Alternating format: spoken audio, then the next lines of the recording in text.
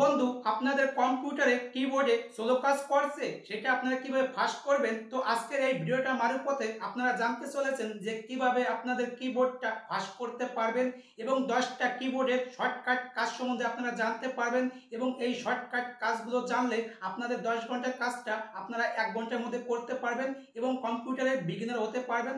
ভিডিওটা পুরো হেল্পফুল হতে চলেছে। ভিডিওটা পছন্দ হলে লাইক কমেন্ট করলে মোটিভেশন বাড়ে। কন্ট্রোল প্যানেলটা ওপেন করবেন। ওপেন করলে আপনাদের সামনে এরকম একটা ইন্টারফেস হয়ে যাবে। দেখবেন এই দিকে দেখেন পাশে লেখা আছে ক্যাটাগরি, এখানে ক্লিক করবেন। ক্লিক করলে এরকম একটা ইন্টারফেস হয়ে যাবে। দেখেন লাস্টের দিকে এখানে লেখা আছে স্মল আইকন, তো এখানে ক্লিক করবে। ক্লিক করলে এরকম একটা ইন্টারফেস হয়ে যাবে।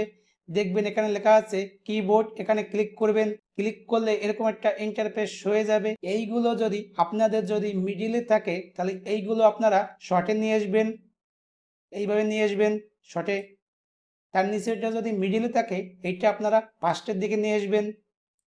তার নিচেরটা যদি মিডিলে থাকে তাহলে এইটা আপনারা ফার্স্টের দিকে নিয়ে আসবেন। নিয়ে আসার পরে এখানে এপ্রুভে ক্লিক করবেন। পাশে দেখো লেখা আছে ওকে, ওকেতে একটা ক্লিক করবেন। ক্লিক করলে কি হবে বলতো, এইটা আপনাদের কম্পিউটারের কিবোর্ডটা অনেক ফাস্ট হবে এবং খুব জলদি কাজ করবে এবং এইভাবে আপনারা ফাস্ট করতে পারবেন। এবং আপনারা যদি সোলো করতে চান তাহলে এইভাবে আপনারা সোলো করতে পারবেন এবং ওইটাকে যদি আপনারা মিডিলে নিয়ে আসেন তাহলে ওইটা সোলো কাজ করবে। আপনারা কিভাবে কিবোর্ডে শর্টকাটে কাজ করতে পারবেন, 1 ঘন্টার কাজটা কিভাবে আপনারা 5 মিনিটের মধ্যে করতে পারবেন এবং কিবোর্ডের শর্টকাট কাজ জানলে আপনাদের কাজটা খুব জলদি কাজ হবে এবং খুব স্পিডে আপনারা কাজ করতে পারবেন।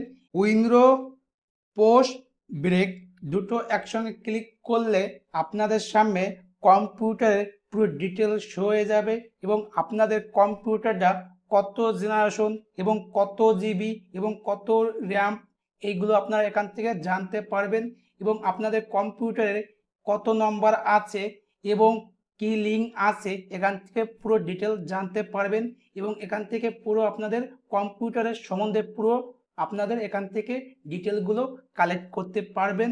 উইন্ডো এক্স এই দুটো একসঙ্গে ক্লিক করলে আপনাদের সামনে এরকম একটা ইন্টারফেস হয়ে যাবে। এখান থেকে আপনারা কম্পিউটারের সেটিংগুলো অন করতে পারবেন। এখান থেকে আপনাদের কম্পিউটারটা আপনারা শাটডাউন করতে পারবেন এবং এইভাবে আপনারা কাজগুলো করতে পারবেন।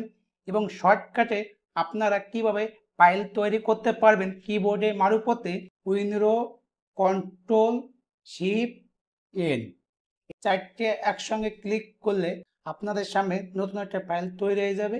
এইভাবে আপনারা নতুন ফাইল ক্রিয়েট করতে পারবেন শর্টকাটে কিবোর্ডে মারফতে। মনে করেন আমি এই ফাইলটা আমি ডিলিট করে দিচ্ছি, তো এই ফাইলটা আমি ডিলিট করে দিয়েছি। এই যে উইন্ডো কন্ট্রোল জেড এই 3টে একসঙ্গে ক্লিক করলে আপনাদের যে কোনো ডিলিট করা জিনিস ওইটা আবার রিটার্ন চলে আসবে এবং এইটা আপনারা ফিরে আবার ডিলিট করতে চান উইন্ডো কন্ট্রোল ওয়াই ক্লিক করবেন, তাহলে এইটা ডিলিট হয়ে যাবে। উইন্ডো জি এই দুটো একসঙ্গে ক্লিক করলে এরকম একটা ইন্টারফেস হয়ে যাবে। এখান থেকে স্ক্রিন রেকর্ড করতে পারবেন এবং আপনারা যদি কম্পিউটারে যদি ক্যামেরা ফিট করতে চান এখান থেকে আপনারা ক্যামেরা ফিট করতে পারবেন। এখান থেকে আপনারা স্ক্রিন রেকর্ডিংও করতে পারবেন। যদি আপনাদের যদি এখান থেকে স্ক্রিন রেকর্ড না হয় তাহলে পাশে দেখেন একটা অপশন আছে সেটিং বলে, এখানে ক্লিক করলে আপনাদের সামনে কিন্তু এরকম একটা ইন্টারফেস হয়ে যাবে। এখান থেকে আপনারা এইগুলো অন করে নেবেন।